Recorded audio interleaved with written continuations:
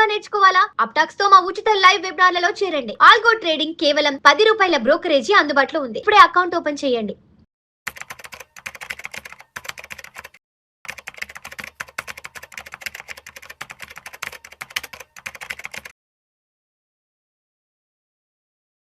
నమస్తే, welcome to Suman TV. నేను విష్ణు. ప్రస్తుతం నాతో పాటు amphi registered mutual fund distributor Madhavi Reddy గారు ఉన్నారు. మేడం గారితో మాట్లాడదాం. నమస్తే మాధవిరెడ్డి గారు. నమస్తే అండి. మాధవిరెడ్డి గారు, welcome to weekend market outlook analysis. ఒక్కసారి ఇవాళ మార్కెట్ క్లోజింగ్ ఎక్కడో చూద్దాం. ఇవాళ డేటు 29 మే, ఫ్రైడే, వీకెండ్. సెన్సెక్స్ విషయానికి వస్తే 1092 పాయింట్ల నష్టంతో 74,775 వద్ద క్లోజ్ అయింది. నిఫ్టీ విషయానికి వస్తే 359 పాయింట్ల నష్టంతో 23,547 వద్ద క్లోజ్ అయింది. బ్యాంక్ నిఫ్టీ విషయానికి వస్తే 614 పాయింట్ల నష్టంతో 54,239 వద్ద క్లోజ్ అయింది. ఇవాళ మార్కెట్లో ఫాల్ చూస్తే దాదాపు 1,500 పాయింట్ల హై నుంచి దాదాపు 1,200 పాయింట్ల దగ్గర ఆగింది. ఏంటి వీకెండ్లో మార్కెట్లు మరి ఇంత తీవ్రమైన నష్టాలను ఫేస్ చేస్తున్నాయి? సో మార్కెట్స్ అయితే ఈ రోజు మనం చూసుకున్నట్లయితే నెగిటివ్గా అయితే స్టార్ట్ అవ్వలేదండి, ఎందుకంటే అబ్సల్యూట్లీ పాజిటివ్గా స్టార్ట్ అయ్యాయి. ఈ రోజు మీరు చూసుకున్నట్లయితే 24,000 కూడా 2 days high, day high touch చేసి లోయెస్ట్ పాయింట్ చూసుకుంటే 23,484 దగ్గరకు కూడా, అంటే ఏదైతే మనం 23,800 23,850 అనేది మంచి సపోర్ట్ అనుకుంటున్నామో, ఎప్పుడైతే ఆ సపోర్ట్ లెవెల్స్ని కూడా మార్కెట్ దాటి కిందకు వచ్చేసిందో ఇంకొకసారిగా సెల్లింగ్ అనేది మార్కెట్స్లో ఆఫ్టర్ లాస్ట్ ఫ్యూ అవర్స్లో బాగా కనిపించిందండి. ఫైనల్గా 23,547 దగ్గర, అంటే టూ మచ్ ఆఫ్ వాల్టిలిటీ. మీరు అన్నట్టుగా మన హై నుండి చూసుకుంటే 1,500 పాయింట్స్ అనేది డౌన్లో ఉంది. దీని అంతటికీ కారణం ఏంటంటే ఈ లాస్ట్ 1-2 అవర్స్లో బ్రీఫింగ్ అనేది ఇరాన్ వాళ్ళు బ్రీఫింగ్ అనేది ఒకటి ఇచ్చారు. పీస్ టాక్స్లో అయితే మాత్రం చాలా అన్సర్టనిటీ కనిపిస్తుంది. మళ్ళీ అగైన్ అక్కడ మాకు ఆబ్లిగేషన్స్ కనిపిస్తున్నాయి, ఈ డీల్ అయితే ముందుకు వెళ్ళడం లేదు, నెగోషియేషన్స్ ముందుకు వెళ్ళడం లేదు అని ఎప్పుడైతే వాళ్ళు క్లారిటీ ఇచ్చారో, సో యుద్ధం అనేది ఆగిపోలేదు. అంటే ఎప్పుడైతే, అంటే మీరు థర్స్డే రోజు చూసుకున్నట్లయితే అంత పాజిటివ్ న్యూస్, అంటే నెగోషియేషన్స్ బాగా జరుగుతున్నాయి, ఒక పీస్ డీల్ అనేది జరగబోతోంది, స్ట్రేట్ ఆఫ్ హార్మోజ్ ఓపెన్ అవ్వబోతోంది, యుద్ధం ఆగిపోతుంది, ఇలా అనగానే ఒక్కసారిగా మీరు క్రూడ్ ఆయిల్ ధర కూడా 93కి వచ్చేసింది. సో ఎప్పుడైతే 93 రాగానే ఓకే, ఇంకా మార్కెట్స్ అన్నీ కూడా పాజిటివ్గా స్టార్ట్ అయ్యాయి. బట్ ఈ లాస్ట్ 1 hour 2 hours మనకు వచ్చిన లేటెస్ట్ న్యూస్ ఏంటంటే పీస్ డీల్ అనేది హాల్ట్ అయిపోయింది, పాజ్ అయిపోయింది, ముందుకు వెళ్ళట్లేదు. ఇంకా అది కాకుండా యుఎస్ హ్యాస్ స్టార్టెడ్ వాళ్ళ ఇరాన్ న్యూక్లియర్ ఫెసిలిటీస్ మీద వాళ్ళు బాగా అటాక్ చేస్తూ ఉన్నారు. అసలు మేము న్యూక్లియర్ వెపన్స్ని మేము వాడట్లేదు అని చెప్తున్నా సరే వినకుండా ఇరాన్ వాళ్ళ మీద వాళ్ళు యుఎస్ అటాక్ అయితే బాగా చేస్తున్నారు.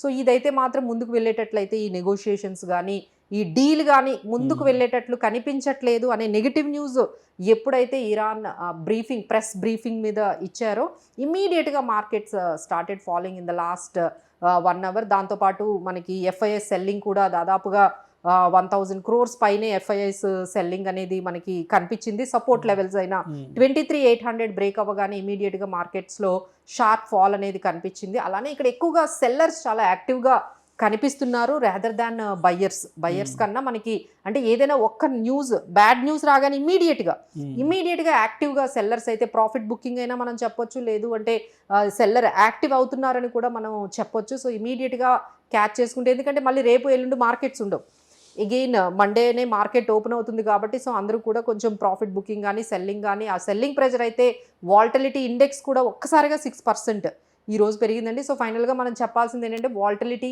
చాలా అంటే ఒక్కసారిగా మార్కెట్లో పాజిటివ్గా వెళ్ళడం, మళ్ళీ ఇమ్మీడియట్గా మళ్ళీ కొన్ని అవర్స్లోనే నెగిటివ్గా రావడం అనేది ఈరోజు చూసాము. ఎస్ మాధవిరెడ్డి గారు, ఎఫ్ఐలు కూడా విపరీతమైన సెల్ ఆఫ్ చేస్తున్నారు. Last 2 days back almost 1,040 crores cell of చేశారు. అదేవిధంగా ఒక 2026లో ఈ 5 monthsకి సంబంధించి 24.3 billion ఆఫ్ షేర్స్ సెల్ చేశారంట. ఇది 2020తో పోల్చుకుంటే రికార్డు క్రాస్ అంట. ఎందుకు ఇంత టూ మచ్ ఆఫ్ సెల్లింగ్ ఉంటుంది ఎఫ్ఐఎల్ నుంచి అసలు?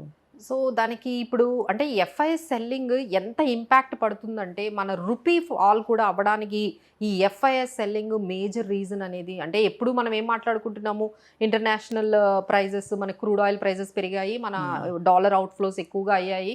కానీ ఇప్పుడు అందరూ ఒకటి గమనించారండి, ఎందుకంటే ఇంత మీరు చెప్పినట్టుగా ఆ గణాంకాలు చూస్తూ ఉంటే ఎవ్రీవన్ ఈజ్ గెట్టింగ్ షాక్డ్. మన ఎకానమీని కూడా బాగా దాన్ని కదిలించేస్తుందండి. మన రూపీని కూడా ఈ విధంగా ఫాల్ చేస్తున్న ఈ FIS సెల్లింగ్ జరగడానికి ఫస్ట్ రీజన్ ఏంటంటే, మనం వే బ్యాక్ వాళ్ళు ఎప్పుడైతే ట్యాక్సెస్ మనకి క్యాపిటల్ గెయిన్ ట్యాక్సెస్ మనకి లాస్ట్ బడ్జెట్లో 10% నుంచి 12.5% చేశారో అప్పటి నుంచి స్టార్ట్ అయింది. ఈ రోజు వరకు కూడా ఆగడం లేదండి. అంటే they feel Indian stock markets are not investor friendly. ఒకవైపు ఏమో వాళ్ళకి రూపీ ఫాల్ వల్ల నష్టం జరుగుతుంది, ఒకవైపు ట్యాక్సెస్ ఈ విధంగా ఇంత ట్యాక్సెస్ ఎక్కడా లేవు. సో మేము వేరే కంట్రీస్కి వెళ్ళిపోతాము. అలాగే మీరు చెప్తున్నట్టుగా ఏ టెక్నాలజీ ఇండియాలో ఏ టెక్నాలజీని అంత బాగా అంటే సెమీ కండక్టర్స్ కానీ చిప్స్ కానీ తయారు చేసే అంత పెద్ద కంపెనీలు కనిపించట్లేదు. వాళ్ళు ఈజీగా తైవాన్కి కానీ సౌత్ కొరియాకి కానీ మీరు చూసినట్లయితే ఒక న్యూస్ అయితే అన్ని చోట్ల సోషల్ మీడియాలో బాగా నడుస్తుందండి. తైవాన్ స్టాక్ మార్కెట్స్ మన ఇండియన్ స్టాక్ మార్కెట్స్ మించి వెళ్ళిపోయాయి. అవునవును, తైవాన్ మార్కెట్స్ ఎప్పుడు ఇండియన్ మార్కెట్. అదేంటంటే తైవాన్ వాళ్ళ మీరు పాపులేషన్ చూస్తే 2 crores అండి. అంటే మన ఢిల్లీ అంత పాపులేషన్ కూడా లేదు, మన హైదరాబాద్ పాపులేషన్ అనుకోవచ్చు కూడా. అలాగా అంటే అంత చిన్న కంట్రీ, అంత చిన్న పాపులేటెడ్ కంట్రీ అసలు మన ఇండియన్ స్టాక్ మార్కెట్ క్యాప్ని క్రాస్ చేస్తూ $4.95 trillion వెళ్ళిపోయింది. మనల్ని క్రాస్ చేసిందంటే ఎవ్రీవన్ ఈజ్ లుకింగ్ ఇట్. ఏం జరుగుతుంది అసలు? అంత చిన్న కంట్రీ ఏంటి, మనం 140 billion మన 140 కోట్ల జనాభా ఉన్న ఇంత కంట్రీని అసలు ఏ విధంగా అనేది అంటే ఇక గవర్నమెంట్ బ్రీఫింగ్ ఇస్తుంది. బట్ గవర్నమెంట్ మీద అయితే చాలా ప్రెషర్ ఉందండి. సో వీఆర్ ఎక్స్పెక్టింగ్ ఈ మార్కెట్ని ఈ విధంగా ఈ అన్సర్టనిటీ నుంచి బయటకు తీసుకురావాలి అంటే వీఆర్ ఎక్స్పెక్టింగ్ నిర్మలా సీతారామన్ గారు ఏమైనా ఈ FIS సెల్లింగ్ని ఆపాలి అంటే క్యాపిటల్ గెయిన్స్ ఏమైనా తగ్గిస్తారు, ఏదైనా ఒక మంచి న్యూస్ వస్తుంది అప్పుడే ఈ మార్కెట్స్ కొంచెం ప్రెషర్ అయితే చాలా ఉందండి. లైక్ STCGలు పెంచారు, 15% నుంచి 20% చేసేసారు. అలాగే LTCG 10% నుంచి 12.5% చేశారు. సో ఇక్కడ చూస్తే మార్కెట్స్ పరిస్థితులు అయితే ఏమీ బాలేవు. అందుకనే FIS ఈ విధంగా సెల్ చేసి వెళ్ళిపోతున్నారు. ఇప్పుడు వాళ్ళ దగ్గర నుంచి వచ్చే డాలర్స్ ఇప్పుడు మన ఎకానమీకి చాలా ఉపయోగం. సో మనం ప్రతి ఒక్క డాలర్ని అంటే ఏ వైపు నుంచి మనకి ఆ డాలర్స్ వస్తాయో అవి తెప్పించుకునే మార్గం చూడాలి. ఒకవైపు మనకి ఇంపోర్ట్స్ ఎక్కువైపోయాయి, ఎక్స్పోర్ట్స్ తగ్గిపోయాయి. సో ఎక్స్పోర్ట్స్ని పెంచాలి, మ్యానుఫ్యాక్చరింగ్ యూనిట్స్ని తీయాలంటే అది చాలా టైం పడుతుంది. బట్ మనకి ఇమ్మీడియట్గా ఈ పర్టికులర్ సిచ్యువేషన్లో ఒక ఫ్యూ మంత్స్లో డాలర్స్ని రప్పించాలి అంటే ఏకైక మార్గం FISని రప్పించాలి అంటే వాళ్ళకి చెప్పాల్సింది ఏంటి అంటే మేము ట్యాక్సెస్ కొంచెం తగ్గిస్తున్నాము, ప్లీజ్ రండి మా స్టాక్ మార్కెట్లో ఇన్వెస్ట్ చేయండి అని చెప్తే maybe dollars might come.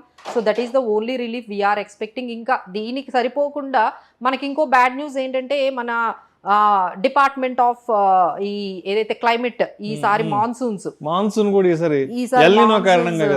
First thing delay అయ్యింది. ఆల్రెడీ డిక్లేర్ చేశారు, డిలే అయిపోయింది, మన ఇండియాకి మాన్సూన్ డిలే అయింది అని ఒక వార్త వస్తే డిలే అవ్వడమే కాదు యావరేజ్ కన్నా తక్కువ మాన్సూన్ ఇయర్ ఎక్స్పెక్ట్ చేస్తున్నాము బికాస్ ఆఫ్ ఎల్నినో కానీ ఇంకేదైనా. బట్ యావరేజ్ గా ఉన్న మాన్సూన్ కన్నా మాత్రం ఈ ఇయర్ అయితే మనకు తక్కువ. సో ఇంపాక్ట్ అనేది FMCG మీద పడుతుంది, ఇంకా మిగతా అగ్రికల్చర్ బేస్డ్ మీద పడుతుంది, స్పెండింగ్ కూడా బాగా తగ్గిపోతుంది. సో వీటన్నిటి మీద కూడా చాలా నెగిటివ్ గా ఇంపాక్ట్ అనేది కనిపిస్తుంది.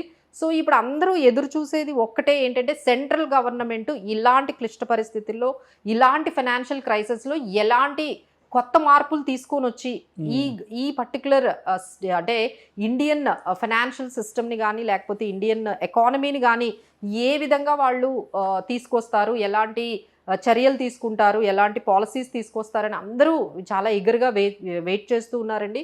ఒకవైపు ఈ పెట్రోల్ని ఆల్మోస్ట్ 4 times పెంచారండి ఇప్పటికీ. ఈ 4 timesలోని దాదాపుగా ₹7 పైనే పెరిగింది. పెట్రోల్ డీజిల్ 2 ₹7 పైనే పెరిగాయి. సో ఇప్పుడు దీనివల్ల మళ్ళీ ఇన్ఫ్లేషన్ అనేది పెరుగుతూ ఉంది. అందరూ కూడా నెమ్మదిగా ఇంపాక్ట్ అనేది చూస్తూ ఉన్నారు. ఒకవైపు అక్కడ స్ట్రైట్ ఆఫ్ హార్మోజ్ ఓపెన్ అవ్వలేదు, వాళ్ళిద్దరి మధ్య పీస్ డీల్ జరగలేదు. సో సప్లై డిస్ట్రప్షన్స్ ఇప్పుడు అందరూ ఫీల్ అవుతున్నాయండి. అంటే అన్ని మ్యానుఫ్యాక్చరింగ్ యూనిట్స్ కూడా వాళ్ళకి కావాల్సిన మెటీరియల్ రావట్లేదు. పెట్రోకెమికల్స్ కానీ ఇవన్నీ ఏంటంటే అక్కడ నుంచి రావాలి మనకి. సో అవన్నీ కూడా టైంకి రావట్లేదు, వచ్చినా సరే చాలా కాస్ట్లీగా వాళ్ళ ప్రైజెస్ కూడా 40-50% పెంచేశారు.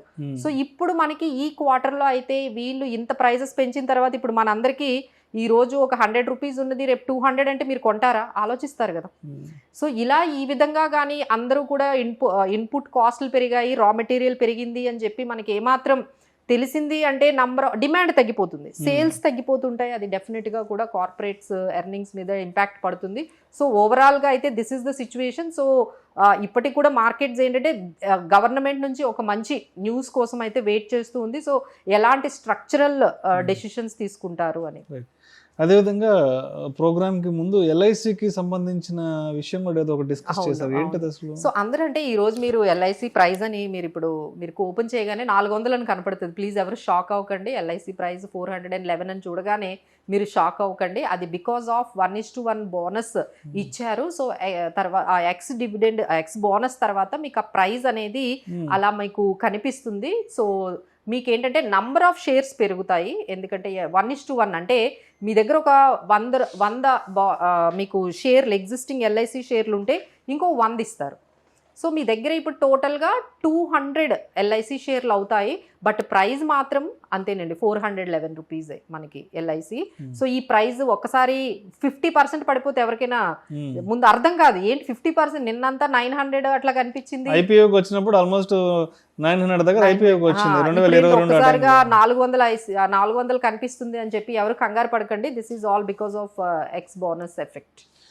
తర్వాత Q4 రిజల్ట్స్ ఎలా ఉన్నాయి, ఏంటి అసలు? సో ఈసారి బాగానే ఉన్నాయండి కంపారిటివ్లీ. అయితే మాత్రం ఈసారి అయితే Q4 రిజల్ట్స్ స్టెల్లార్ మనకి రిటర్న్సే మనకు కనిపించాయి. క్యూమిన్స్ కానీ, జిల్లెట్ కానీ, ఫిజిక్స్ వాళ్ళ, V2 రిటైల్, GMR, రిలాక్సో, అలానే మంచి మనకి రిజల్ట్స్ అయితే కనిపించాయి. బట్ ఇప్పుడు అందరూ కూడా భయపడుతుంది ఏంటంటే నెక్స్ట్ క్వార్టర్ రిజల్ట్స్ ఈ ఇంపాక్ట్ అనేది వచ్చిన తర్వాత ఇంత స్టెల్లార్ పెర్ఫార్మెన్స్ ఏదైతే ఈ Q4లో వచ్చిన ఈ పర్టికులర్ ఎర్నింగ్స్ Q1తో కంపేర్ చేస్తున్నప్పుడు చాలా వరకు కొంచెం ఇంపాక్ట్ కనిపించేటట్టుగా అందరూ కూడా వర్రీ అవుతూ ఉన్నారండి. But still we need to wait. But దీనికన్నా ఇంకోటి ఏంటంటే ఈ రోజు మార్కెట్ ఇంత వాల్టిలిటీ రావడానికి కొంచెం ఇండెక్స్ లో కొన్ని చేంజెస్ వచ్చాయి. ఇండెక్స్ అంటే మన నిఫ్టీ 50లో కొన్ని 4 కంపెనీలని ఆ ఇండెక్స్ నుంచి తీసేసి కొన్ని 4 కంపెనీలని యాడ్ చేశారండి. సో దానివల్ల కూడా అంటే ఫెడరల్ బ్యాంక్, MCX, నాల్కో, తర్వాత ఇండియన్ బ్యాంక్, ఇవి 4 మీకు ఇండెక్స్లో యాడ్ చేశారండి.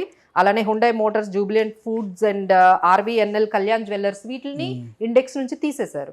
సో దీనివల్ల కూడా కొంచెం మనకి మార్కెట్లో ఈ రకంగా వాల్టిలిటీ ఈ రోజు మీరు చూస్తున్న ఈ 1500 అంటే ఒకసారి 24,000కి వెళ్ళడం, మళ్ళీ 23,500 వరకు పడిపోవడానికి ఈ వాల్టిలిటీలో దీనికి కూడా ఈ ఇండెక్స్లో ఉన్న చేంజెస్ కూడా కారణం అని మనం చెప్పొచ్చు.